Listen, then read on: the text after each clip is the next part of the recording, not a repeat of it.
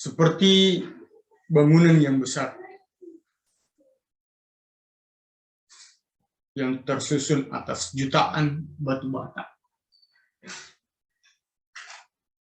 Tubuh kita disusun atas jutaan sel.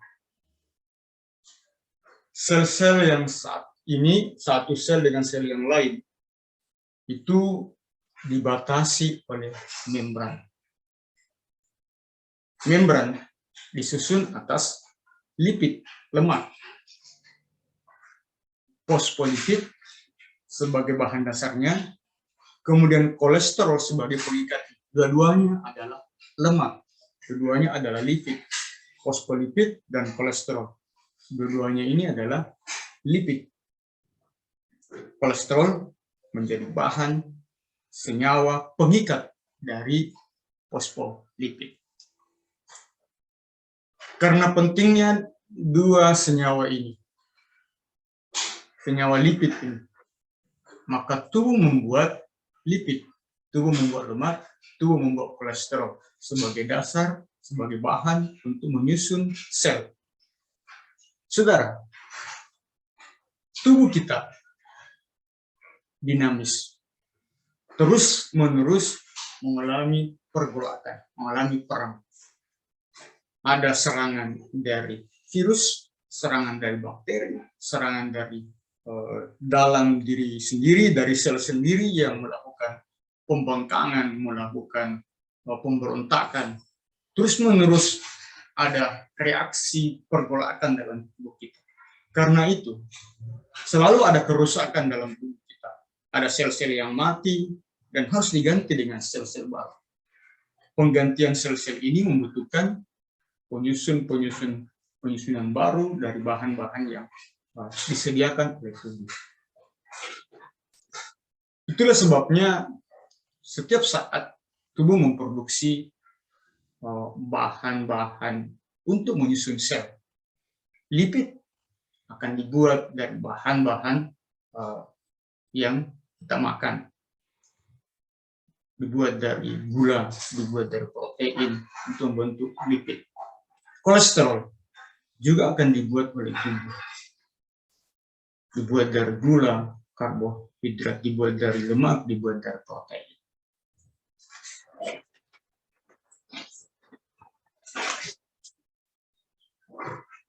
Begitu pentingnya kolesterol, maka hampir semua bagian tubuh membentuk kolesterol.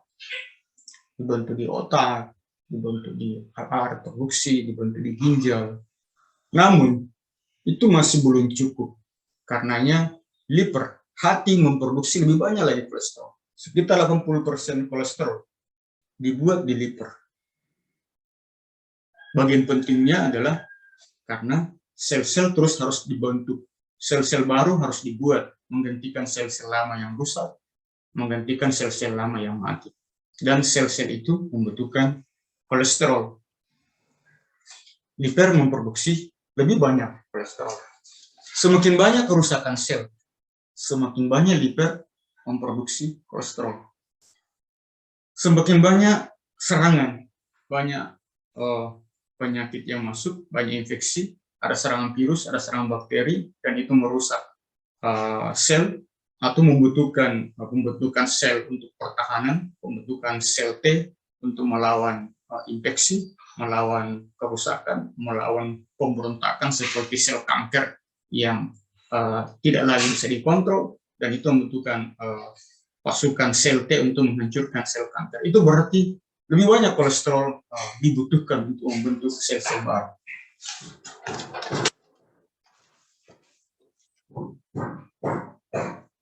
Dia bisa dibuat lebih banyak dari karbohidrat. Tidak selalu bahwa lemak adalah bahan utama membentuk kolesterol. Walaupun lemak dan kolesterol itu sama, tapi umumnya kolesterol untuk pemakan karbohidrat dibuat dari gula. Kolesterol sendiri itu tidak akan diubah menjadi energi, tidak seperti lemak. Walaupun sama-sama lemak, tapi kolesterol tidak akan diubah menjadi energi. Jadi kolesterol tidak disimpan sebagai cadangan energi seperti lemak.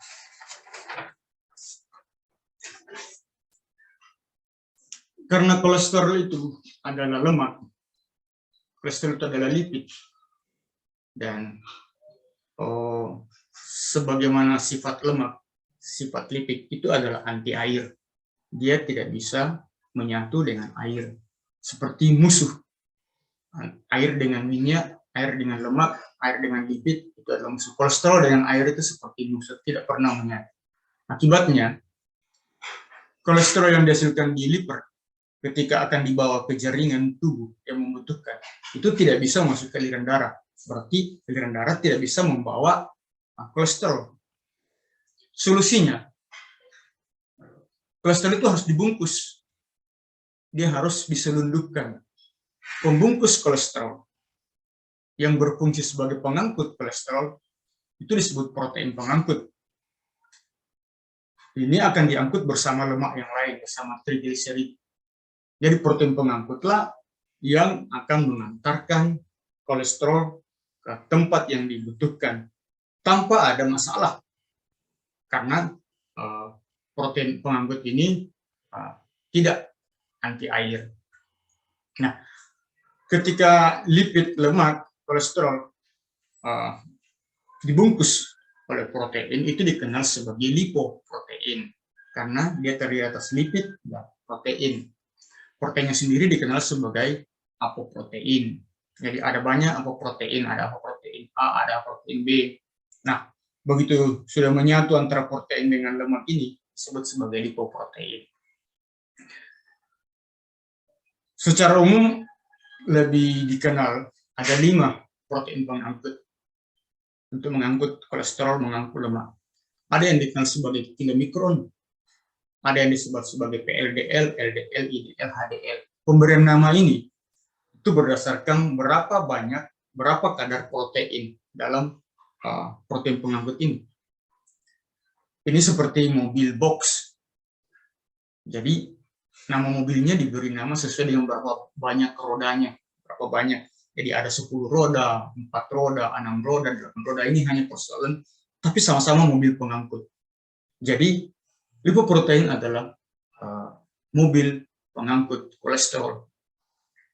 Nah, saudara, sayangnya pengangkut kolesterol ini, pengangkut lemak ini, kemudian diberi nama yang menyesatkan.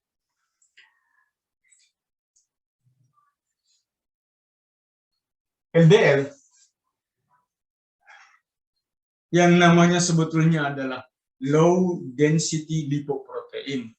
Jadi lipoprotein yang kepadatannya rendah. Itu karena kandungan proteinnya rendah.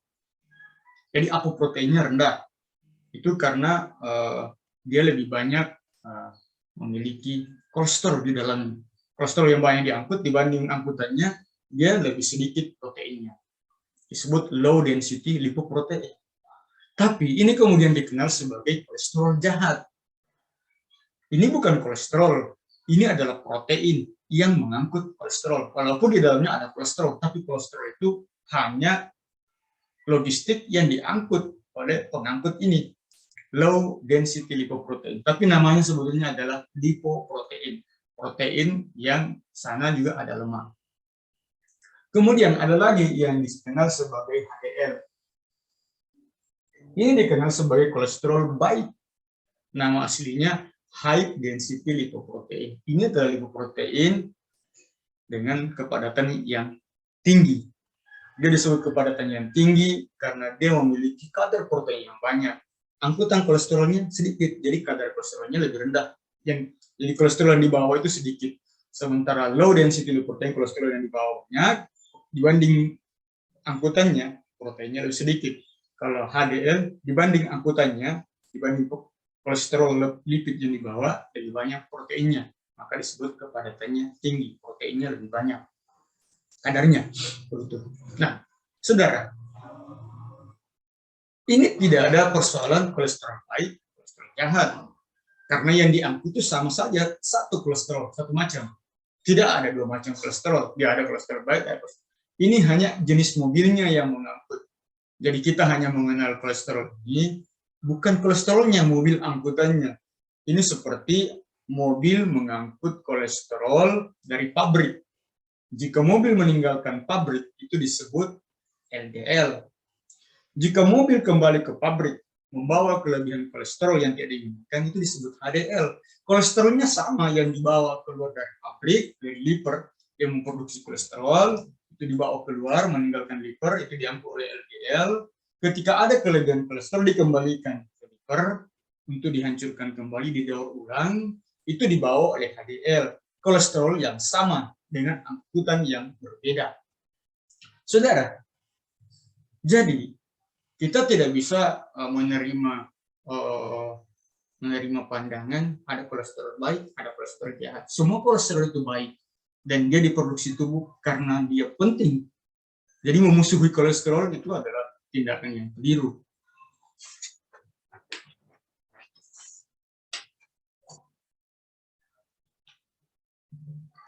Orang mungkin mengasosiasikan kolesterol yang dibawa oleh LDL itu sebagai kolesterol yang jahat karena jumlahnya tinggi. Itu adalah hal yang sebetulnya normal dalam proses metabolisme tubuh. Ketika liver menghasilkan kolesterol dan itu diangkut oleh LDL, dibawa ke jaringan tubuh. Jadi liver memproduksi kolesterol dibawa ke jaringan tubuh, diangkut oleh LDL. Itu jelas itu banyak. Karena itu suplai logistik yang dibutuhkan oleh jaringan. Dan liver tidak sekedar memproduksi, itu adalah respon dari permintaan tubuh, permintaan sel, ada permintaan bantuan. Ada sel-sel yang minta tolong untuk perbaikan, maka logistik kolesterol dikirim.